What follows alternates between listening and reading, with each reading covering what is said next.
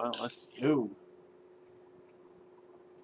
What's up, guys? We are back. We're back live, and we have a great one for you tonight. We are here live with the one and only Crazy Steve. How you doing, man? Greetings and salutations, fellow viewers from the worldwide webs. Yeah, how's it going? What are you drinking there? What do you think it is? I'm hoping. I'll let your imagination run wild with it. It's way more fun that way. I can only hope it's blood, right? We got Hype in the chat. We got Mr. Johnny Bates in the chat. We got Jackson the Game Dude 138 says hello. Hola. Hello. So hey, that's a pretty cool background you got in the back in the paint. How long did it take you to do that? That took me. Well, I started in September with a deadline for a Halloween party that I was about to throw. So it took me a month, but behind me is the biggest piece. Around me is many more paintings and art and sketches throughout this entire little plantation building area here, my undisclosed location. Yeah. So this took me about 2 days to complete. That's awesome, man.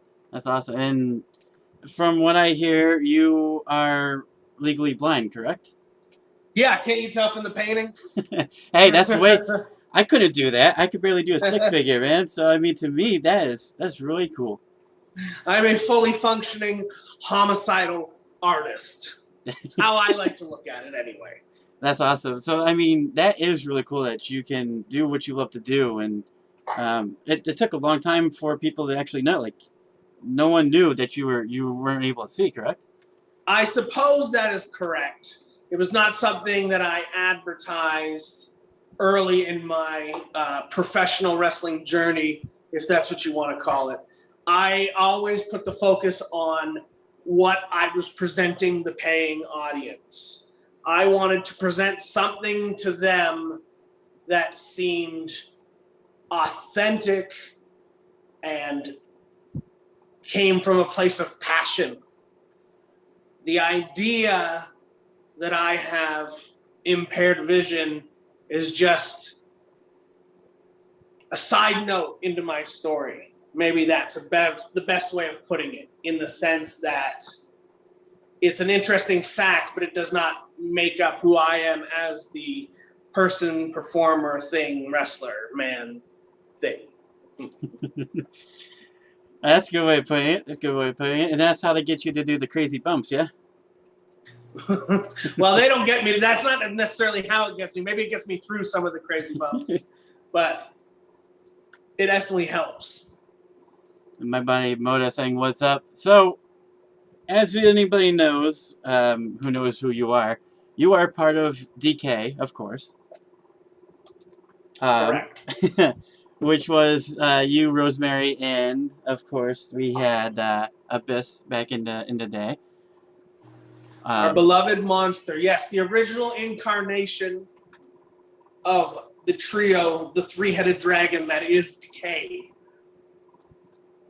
We are lagging a little bit here. I don't know what's going on with our internet here. We are back though. Yeah, no, I watched a little bit of Impact from years ago, back when like Aces and Eights were around, and then I fell off a little bit, and then I came back on when you guys had your thing with the Hardys. we got frozen. Oh, he's back. Oh, there we go. He's back. He's twisted. He's sideways. Let's see. Is your sound back? Is the question.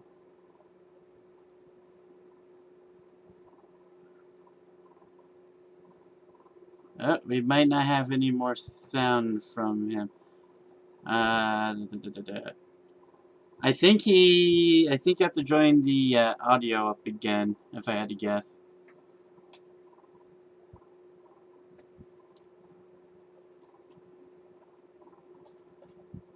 Bates, we will get to that question momentarily. Sometimes, sometimes we have. Anybody that knows Coaster Maniacs knows that there is sometimes technical difficulties. We know that for a fact. Um, so, hey, Steve, can you hear me at least? Because we can't hear anything you're saying, but you can hear me. I can read your lips there. We can't hear you, but I can see you. Oh, this is. So I can't hear you. We can't hear you, but I can see you. That's the thing. Let me get my. Da-da. Oh, it says you're muted.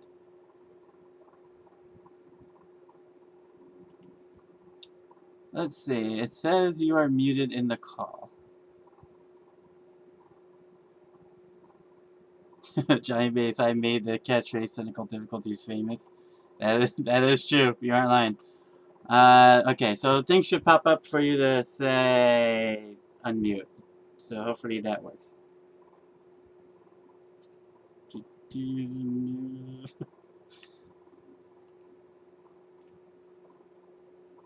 Perhaps. Perhaps. Oh, How okay. are we now? There we go. So we got sound. He's just sideways. I'm sideways. Yeah. Fantastic. But hey, isn't that how it usually is, right? Twisted and demented, yeah? I'm never in full frame. I'm always off kilter, which kind of is meta if you want to get that far into it. This whole sideways. Let me see. I might be able to fix that on my end. Maybe. Actually, I think I can. Hey, there we go. You're just out of frame a little bit, but I can fix this. There we go. We are good. We are good. Excellent. We fixed everything, guys. We are back. So we were saying, with Decay, you, Abyss, Rosemary, I don't know what left you heard, but yeah, I was watching TNA, back when Ace and the Eights were a thing. Might have lost me again. Good? We're good? We're good? I think we're good. I can hear you just fine. Okay, perfect. Yeah, so, yeah. I was watching back when Aces and Eights, and then I fell off a little bit, and then I came back when the Hardys and you guys had your feud, Delete or Decay. How was it filming that type of match instead of like a normal in front of the crowd atmosphere? Like, how was that? I would like to raise the point before I answer that question. I would like to bring up to the light how ironic it is that we were doing things like that back in 2016. And look where we are today in 2021, 2020, where that type of match / entertainment is the norm, dare I say? Yeah. I find that to be quite ironic and humorous, if you will. But to answer your question, it was unlike anything I have ever done before. And because of that, I had to prepare differently than I had for any other, say, professional wrestling contest, organized violence, if you will, in front of a live audience. Instead, I looked towards other means of inspiration in order to bring the best of me to that type of media. My buddy Johnny Bates, he's being a smartass right now. He wants to know, what does it look like in the volcano? It's hot, and I'm blind. How am I supposed to? Yeah, why would you ask that? Like, come on now. But hey, so going from, like I said, that atmosphere going into, going into fans again, like, it's crazy, like you said, going back into being in front of fans is starting to be the goal and the normal again. I'm not quite sure. Do you guys have the fans back yet? I haven't watched Impact in a little bit, to be honest. Slammiversary is coming up. It is their next pay-per-view, and that will be the first time since COVID has hit that Impact Wrestling will have fans in the audience. That's and I awesome. can say that going forward, from that day on, we will start to have fans at our televised events as well. There you go. There you go. So from So that's Slammiversary. very exciting for the men and women in our locker room who are chomping at the bit to get the feeling that we get from you, the fan, who comes to our shows and screams at the top of your lungs and emotes and shares that passion with us. I cannot express how excited we are to have that and to be able to present that for you. Yeah, so I mean, how different is it without having fans there, having the electricity from the crowd? It hurts a lot more. Yeah. I'll say that. There's no adrenaline. The energy in the building comes from you, and we feed off of that. And based off of that, our performances are heightened from that. But without you, there's so much that is taken away. The energy, the atmosphere inside of a building, no matter what kind of production value you may have, there's just that major piece missing from the puzzle. And it feels weird and it feels uncomfortable sometimes. I feel like as performers, and throughout this last year, throughout this pandemic, we have grown comfortable to our surroundings because that's what we do as performers. We adapt to uncomfortable surroundings easily. However, it doesn't mean that we've taken what you've given us for granted, and it just brings that much more excitement to these upcoming shows, knowing that we get to break the cycle that is the norm, that is empty arena professional wrestling. Yeah, and I'm sure everybody, including myself, is ready to get back out there, get back into the norm, and go back to these shows. Like, I had tickets for a show that was supposed to be front row, and then just like that, gone, and then no rescheduling or nothing, just gone. And then it was the one time I was finally gonna get front row, like really front row, not like So on the ramp close, side, but yet so far, taken away from you by always, a terrible disease. always the way it goes, man. It can never be perfect. The Undead Christian, I like the name. Hopefully I said that right. Says, Steve, when will the Shadow release the next monster for the Hivelings? That is an interesting question. And I say with a smile on my face, I'm simply going to plead the fifth. I'm not going to answer that question based on the fact that it takes away the surprise. Yeah. Everybody nowadays, instant gratification. Myself, however, patience is a virtue. And as I grew up watching professional wrestling, I enjoyed the surprise factor. I enjoyed not knowing when. And so with that is all I'm going to offer you. A mystery, a question. When will the next monster emerge from the shadow? Suppose you and everybody else will just have to watch and find out and wait. Patiently wait. And slowly. And I mean, that's the best way to do it, because like you said, you don't want it to be like, boom, there's your ending to the story. Is then you got nothing else to be excited for afterwards. There is no reason to fear. Everything is under control. What will be, will be. Que sera, sera, correct?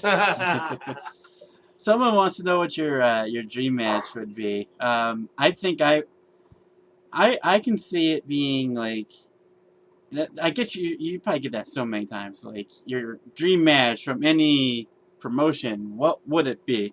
What type of match would it be? I would like to propose one myself and have it be you versus Sting or something like that. I know a lot of my Johnny Bass included don't like Sting, but hey. I don't think in those terms, I suppose. I don't know if I have a match, a certain one-on-one, something that I've always wanted. I don't necessarily look at it through that particular lens. So I can't give you an answer that I feel like would suffice, but I can understand the connection or the idea of your viewers, listeners, what have you, seeing someone like me and saying, I want to see him versus Darby Allin. I want to see him versus The Fiend. I want to see, and so on and so forth. Insert your crazy monster, and that's fine. I understand that, and all of those options would be fantastic. To me, it's whoever I can tell the best story with. Right now, if you're going to ask me, I want to share the ring in a violent fashion with the members of Violent by Design. I want Eric Young in the middle of that ring. I want Diener in the middle of that ring. I want to continue on where Impact has most recently left off with Violent by Design. Right now, that's where my focus is. It's not necessarily if there was a forbidden door that was kicked down, who do I want in the ring? Right now, my attention and my focus is on Violent by Design. I hope that answers your question. And that'd be like, so would it be like no rules, like the barbed wire? Like what would you have You it can be? put in whatever tricks and bells and whistles you want. I don't care. That doesn't necessarily motivate someone like me, because the reality is I don't necessarily need specific rules to enlighten or heighten the enjoyment that I get through physically hurting somebody to the delight of others. If I want to take out a barbed wire baseball bat, I don't need a specific rule in a match to tell me I can do that. I'm just going to simply do it. I'm not motivated by things like championships and money and fame. I am motivated by different things. That'd be, so you don't need a ring, is what you're saying. You don't need a ring. It could be out in the woods somewhere. It could be. I don't need the confines of a ring. I could use that just as well. It doesn't make that much difference to me. I don't. Nope, I think we lost the connection there. Pulling back up. We should be back. I got green on my end.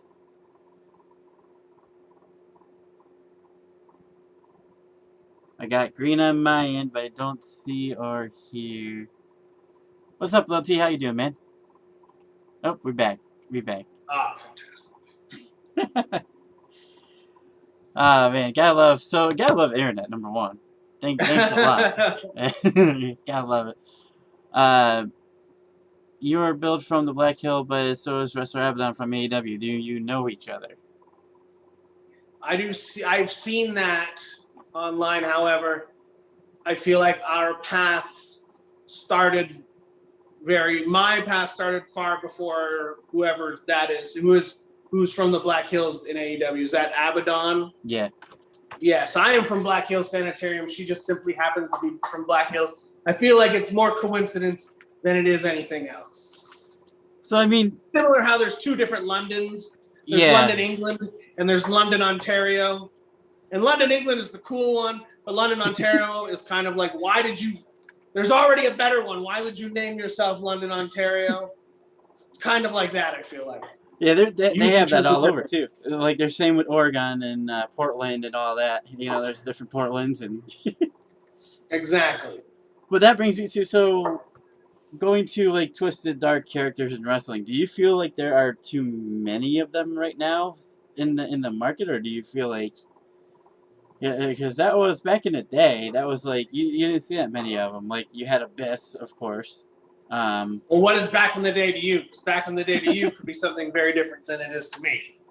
So going back, I would say start with, like, The Undertaker. You know, like okay, the so I OG would start with, like, the Great Kabuki. Okay, fine. I would start with, like, Kamala or Missing Link. So I'm generations beyond that. Or you can go Abdullah the Butcher or Bruiser Brody. Those are all dark characters for their times. Yeah, okay. You got me there. You got me there. It's not even a matter of getting you. It's just I'm saying your back in the day versus my back in the day will determine how I answer that question. Yeah. So I think from today's standards that there is a plethora of painted performers that grace your television screens or your phone screens via whatever day of the week you want it to, if you go out and look for them. I do feel that the general fan of professional wrestling likes to clump those characters into a little ball simply based on appearance alone. And I can understand that, because if you're just viewing wrestling in a general sense and you see one painted performer and then you flip the channel. Yep, we got Frozen Steve now as well. Again. He should be back any second now. England is superior, you're correct. We are... Oh.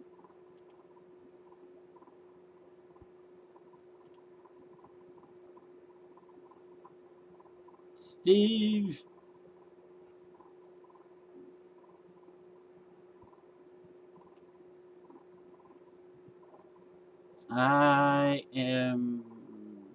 I'm connected.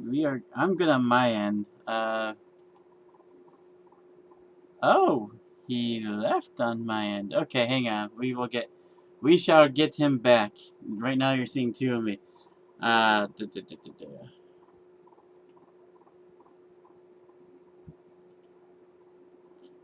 We shall bring him back.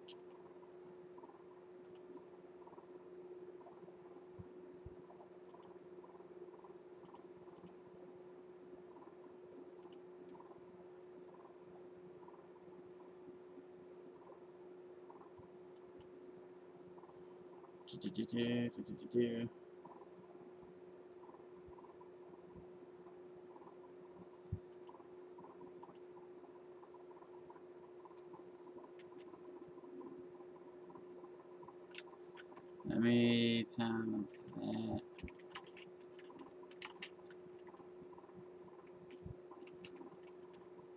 Oh, wait. We got the visual back again. We just need the voice again.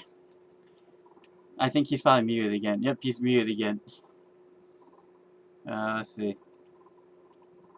Zoom, get your crap together here. Okay, let's unmute there.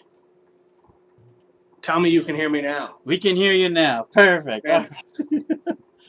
I don't know if it's my internet or your internet. I don't know what's going on. Something's decaying over here. Look around. Look where I'm at. This undisclosed location, does it look like a prime hotspot for the World Wide Web? Probably not. Through trials and tribulations, we will get through this. I promise you. Yes, we got this, guys. We got this. But we are all one tonight. Just like that. This is unfamiliar. I'm usually the one with Wi-Fi problems. Yes, I know. You're cursing me, Bates. I know that. So you were saying there. Hey, my point. I was on a train of thought. So I will say that today's era of professional wrestling does have quite a plethora of face-painted performers. However, I feel that the general audience has a habit of lumping those characters together simply based on appearance. Whereas if you were able to take the time to watch each character, you would see how different each one really is. Makes sense, yeah. Yeah, you gotta have character, and you have to, like, there's definitely differences between, like, your Jeff Hardys and your Finn Balor's. Exactly. Jeff Hardy and the Ultimate Warrior are not the same. Exactly, yeah. Jeff Hardy and Sting are not the same. But to the general wrestling viewer, they will lump them in together simply based on the fact that they wear face paint. So do I feel like there is a lot of that, maybe. But if you take the time to look and peel back the layers, you will begin to see the differences and the nuances between each and every single one of them. I do not feel like there is a lack of creativity amongst the performers themselves. Yeah, I mean, look at Jeff himself when he had Willow. Even that's Absolutely. different, and I loved that story with him, with Willow and all that too. Like, I was watching back then too. Um, but like all that stuff is all in the mind. So speaking of in the mind, do you get like creative control of whatever goes on with DK? Like, do they be like, how much freedom do you have to do what you want to do or say what you want to say? Well, as is in pro wrestling, you're always battling the pencil. Yep. That is the number one.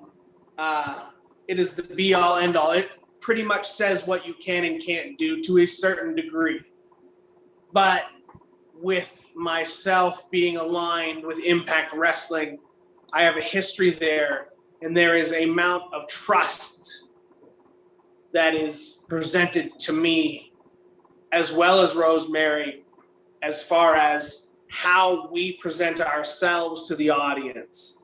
Someone like a Scott D'Amore or a Don Callis, they look at someone like me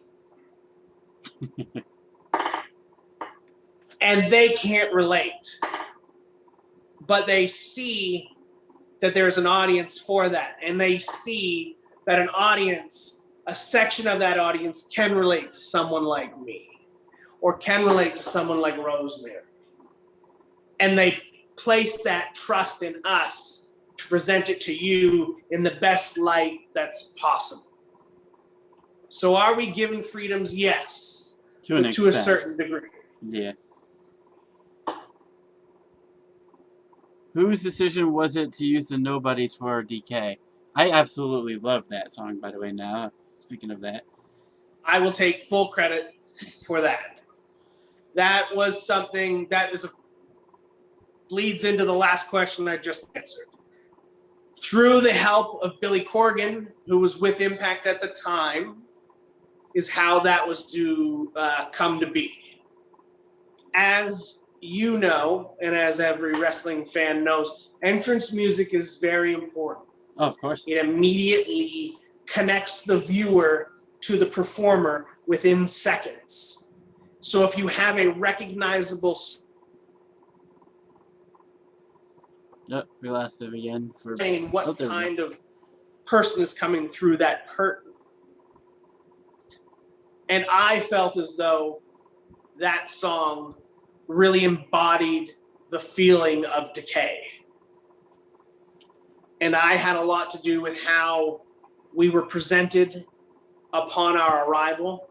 And I had brought that up to Billy Corgan, knowing that he was close with the performer, Marilyn Manson, who does perform the Nobodies, as we know. And it was through that connection that we were able to secure the rights for that period of time and able to use that track. And I could not have been happier. It was the perfect soundtrack to the feeling and the vibe that we were attempting to get across to you. Yeah, and speaking of, like, so whose idea was it for DK? Like, who came up with the group, and how did that come about? Like, did you guys know each other before then, or? That was the birth child of myself, Abyss, Billy Corgan, and I suppose Rosemary too. Everybody, there's not one person who can take complete credit for what is known to become decay. The idea was pitched for myself to align with Abyss through my own actions.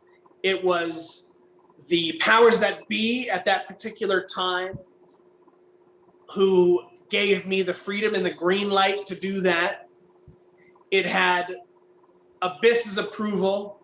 We needed that first and foremost. And then Billy Corgan came on board and gave it the name Decay. And it was told to me that they wanted a female within the group. And I had known Rosemary since she broke into professional wrestling. And having known that, and having had chemistry with her before in the past, I had brought her name to the powers that be, and I said, you need to look at her. If we're going to do this, and you're trusting myself, and you're trusting Abyss to make it work, then you need to trust me in that I have a performer, a demon, who would play the part perfectly.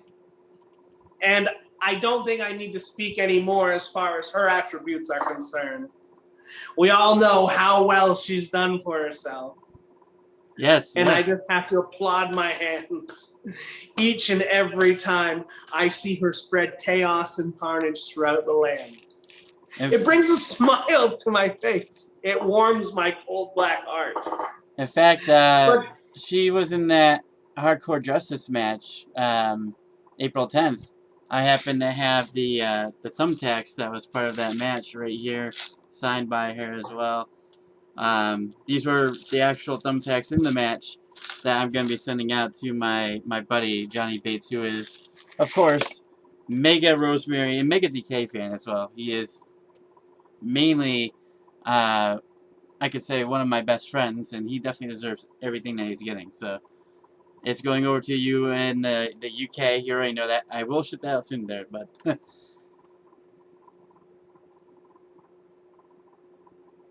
Was Decay already in the works at the time of Joker's Wild, or was it a split decision?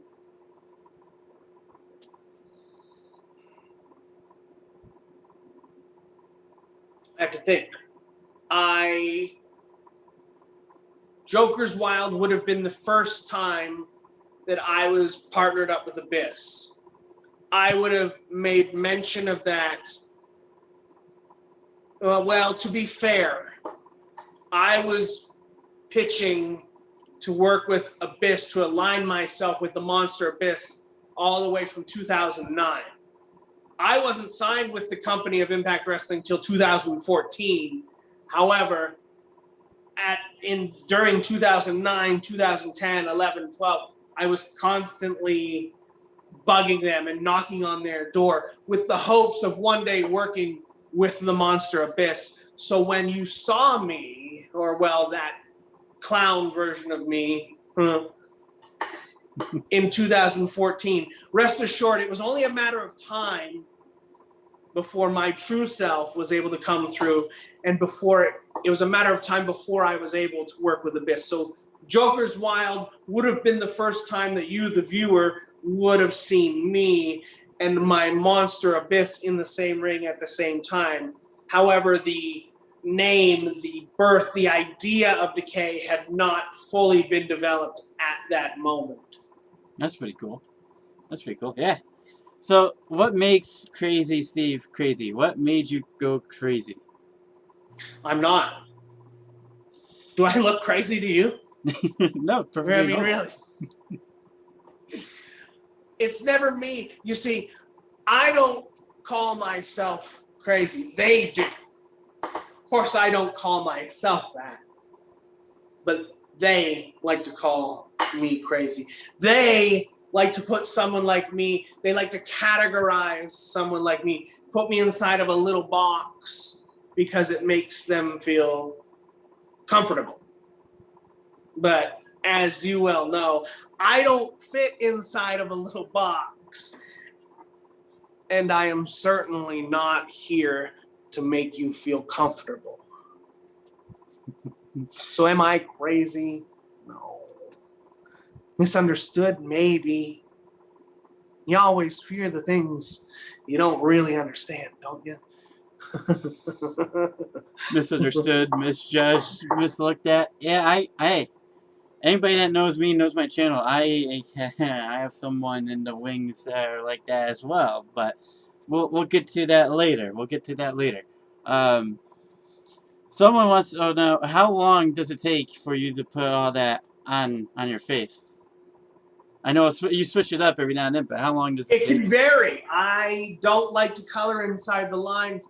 And it all depends on how I'm feeling, I suppose. It can be intricate and it can take its time, and that is a beautiful process.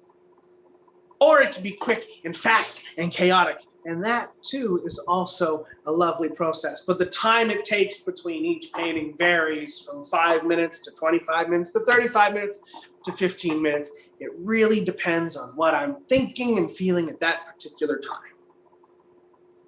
But hey, it always looks awesome though. It always looks awesome, and in my eyes, and I'm sure everybody else that's watching can agree. No matter what you do, it always looks. There's something about it, like you said earlier, about face painted wrestlers, but it's even better when they do it themselves. Like I know most of them do, but coming from having it done for me and then doing it myself, I give you all the credit in the world because it's not easy most of the time. If you are trying to be between the lines, it's not easy, especially when you get to. It can get very difficult depending on your surroundings. And as a traveler that is pro wrestling, I can assure you I have created art in some very strange places, under some very dim lights, under some very smoky and disgusting mirrors, in some very questionable places. Let's just put it that way. I mean, so what? It also comes down to the product that you use too. Like if you get all like the cheapo stuff, it's not gonna look good. It'll come off flaky. I am how you devils dress me, as they say. I love it. I love it.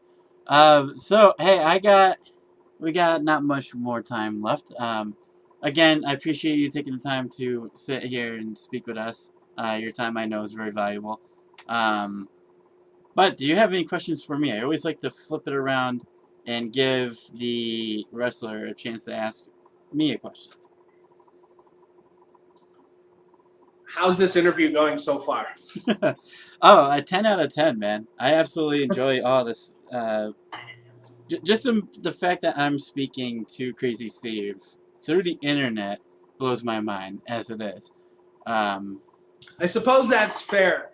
I feel like we are in strange times, and we are living in strange times. I mean, perhaps that speaks to my age in a certain way, because I feel like the professional wrestler that I grew.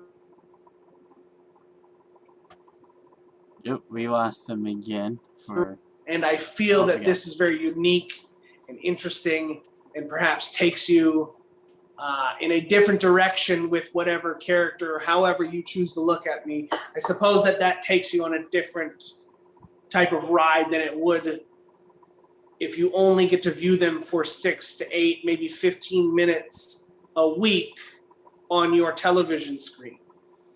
And it's not as if you are writing a letter and waiting and waiting and waiting to see if maybe you get a letter back. This is a very different and intimate way of communicating. And I happen to personally think it's very interesting, and it allows for a unique conversation.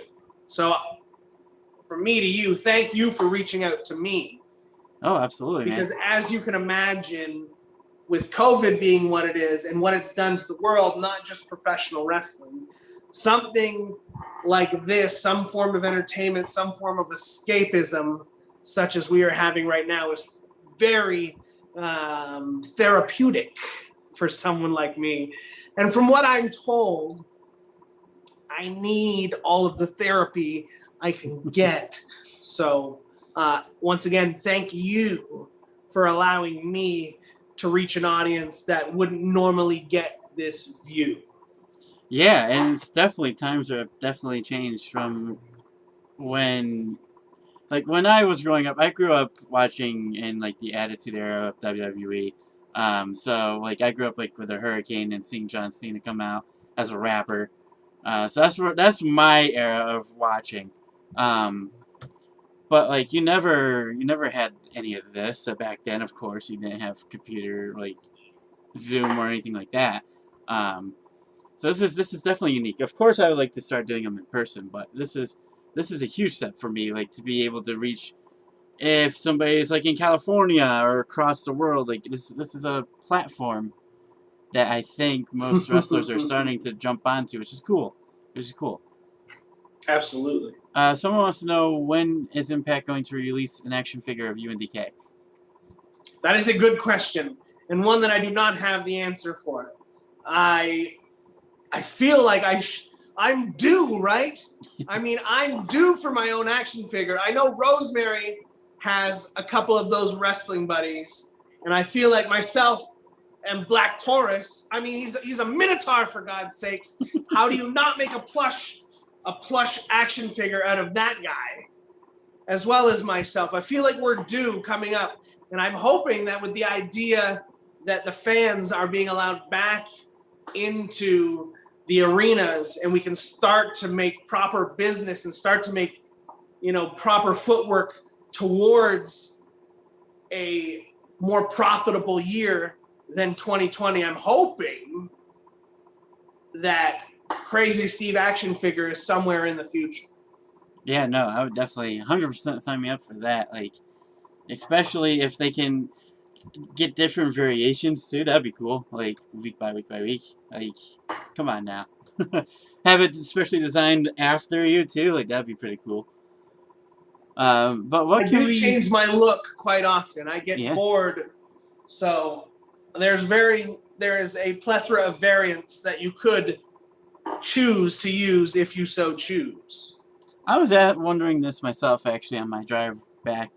Will you go after Kenny Omega's heavyweight championship at some point? If it motivates me, it has to motivate me. Again, you have professional wrestling is a breeding ground for those who are motivated by championships and money and fame, and they sell their youth for fame, and yet I can never remember their names. So I really wonder, was the risk versus the reward, was it worth it? But to answer the question, if it motivates me, the idea that Kenny Omega has a championship that belongs to Impact Wrestling, not just any championship, but the championship that belongs to Impact Wrestling, you would think as a performer of Impact Wrestling that it would really... Nope, cut out again.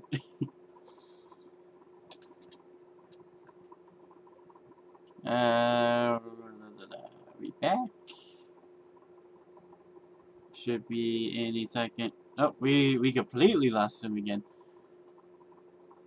Alright. Let's see if we get him back. Let's see if we get him back. There we go. Just needs to unmute one more time. Alright, hey, we're getting good at this now. We got it down to a twisted science, don't we? So the end of that. I can proudly say that any and every member of Decay is not motivated by Kenny Omega's championship. However, we are delighted with the chaos and carnage that it has spread, not just throughout the pro wrestling locker room and Impact Wrestling, but throughout the entire world of professional wrestling. Yeah, because you don't need to be a title holder to succeed. Of course, it helps, but I mean, at the end of the day, it all depends on your version of success. Yeah, that is true. That is true. Now, who came up with the idea of like the DK catchphrase? I should say. I know it came with it. It was not. That was not something that was mapped out so much as it was thought of on the spot and became something that you, the viewer, took and made it your own. We didn't do that. You guys did that. We're the ones who projected it verbally, I suppose, but it was never a plan where we wrote it down and said, this is what we're going to do. The reason why myself and Rosemary and Abyss work so well is because we can organically feed off of each other without having to use words, and we know what each other is thinking. The idea of hive mind, as we like to put it out there, is not just something because it sounds cool or you could put it on a t-shirt. It is a way for us. And it was something that came to us organically. It wasn't forced. And that is why I feel like the original trio worked so well upon its ascension. Could we see Decay venture over to Smash Wrestling one day? Someone wants to know. I mean, once Canada opens up, then all bets are off. I don't see why not. If there is a calling for us to return home to Canada, then I think Smash Wrestling would be a tremendous stage to do so. Do you think we'll see the original trio meet up again, reunite in the future? I say no to that. No? And I've been asked that many times. Yeah. And I can understand why people ask that. And I can understand why people want that. Nostalgia is a very potent poison. However, the way that I like to think of it is our monster, Abyss, was broken long before he stopped wrestling. He sacrificed his body for you, the viewer, for years before he discovered decay. Now, he finds himself in a place where he can finally rest. And I say that he has sacrificed long enough and that he deserves his rest and that he is happy in his resting place, and we should allow him to rest. If he so chooses to come back and somehow the stars aligned and it was made an option, I can tell you, personally, he would jump at the chance to do so. But will it actually happen? I can't see it taking place anytime soon. And to add on to that, a lot of people don't like change. Change is uncomfortable for many. Going back to what you said earlier, yeah.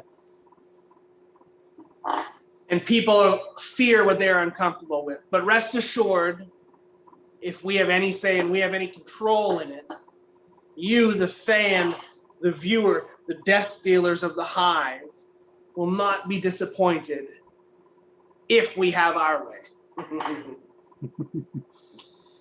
What is DK prepared to do if the day Raven comes back to Impact? Do you think he'll interact with Rosemary again? Who's this now? Raven. Well, I have had my history with Raven way, our history dates back to 2009, 2010. So if Raven is to return to Impact Wrestling, I am not so concerned with the dialogue that will transpire between himself and Rosemary, more so than what is to transpire between myself and one Raven. Yeah, I was thinking like that shouldn't be what he should be focused on, because I mean I'm sure there's always gonna be someone waiting for that said person to return. And when that happens, hey, that'll be a great fight right there too. A lot of these would be great fights with people returning and all that, but like you said earlier, you just gotta wait and see. There's instant justification is not gonna hype up a return or whatever like that. So get your final questions in, guys. We are reaching our final minutes in the hour. What's the history between Rosemary and Jimmy Havoc? I cannot speak on the future of one Jimmy Havoc. I can only speak on the past, and the past is the past. Exactly. I got a few more questions for you. So, we said off air, favorite holiday for you. We, as in Decay, do not necessarily celebrate the human traditions, if you were. So if it was to say we have a favorite holiday, I don't know that we would actually have an answer for you. However, I do enjoy the sights and sounds of Halloween the best as opposed to any of the other humanistic holidays that are strewn throughout the calendar year? I feel as though that comes as no shock or surprise to any of you. Is that just to scare people, or is that just because of the creepiness and creepy atmospheres everybody has going on? As you can tell, I love Halloween as well. Just look at my background, and if you're watching, for anybody, and you'll know. And if you follow me already, you'll know I love everything to do with Halloween. Well, I don't really like snow, so Christmas is Yeah. out. Snow sucks. Valentine's Day is more of a Hallmark holiday, whereas Halloween kind of brings out a little bit more of a free spirit throughout the human race. And I feel like that is why I'm more attracted to it as opposed to the other holidays. Now, if you had a chance to do it all again, would you do anything different, or no? Keep everything the same way that it happened? You cut off just at the end of that question. I can't answer it because I don't know what you asked me. Would you change anything if you had to redo your career over again? No, I have zero regrets thus far. As far as my professional wrestling career is concerned, I mean, if I had the choice, I would have got signed a lot sooner, I guess, if I could change anything.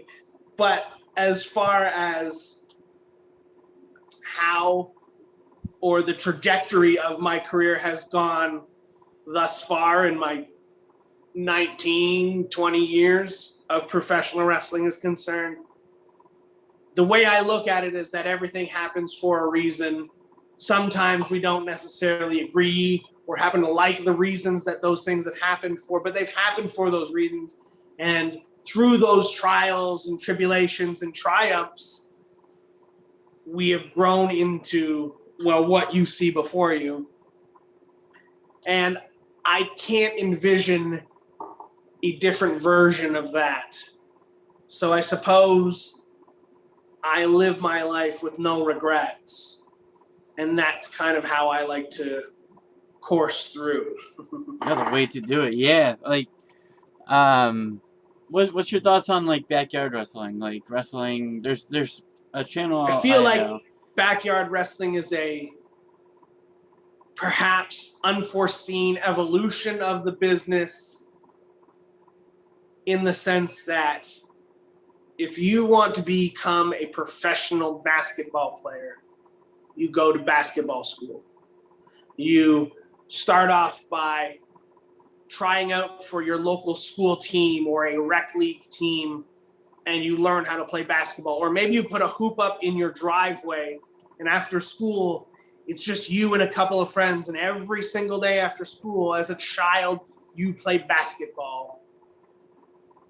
Or if you want to become an artist, then you simply look up how to become an artist, how to draw, how to paint, and you practice every single day. It takes nothing to draw, it takes nothing to paint, it takes a pen and a piece of paper, and any child can do that. Well, as a child, I love professional wrestling, but you can't just go to Home Depot and buy a wrestling ring. You can do that with a basketball net. You can go to the dollar store and buy a book and a pen and get a pen and paper if art is your fancy. However, for me, it was professional wrestling. So I feel as though as the business evolved, backyard wrestling was an unforeseen byproduct based off of that. A byproduct that the biggest wrestling company in this planet, the WWE, helped promote. If you really want to go back and watch old Mick Foley, Jim Ross interviews when he was on Monday Night Raw, they showcased a young Cactus Jack jumping off the roof of his house onto a mattress placed in the front yard. As a viewer, that's going to sink into your head, and you don't forget that. And you think to yourself, well, if he can do it, then I can do it. How I feel about backyard wrestling is the same way that I feel about someone trying to become a professional skateboarder. It's risk versus reward. Our business is an extremely violent way to make money. If you want to become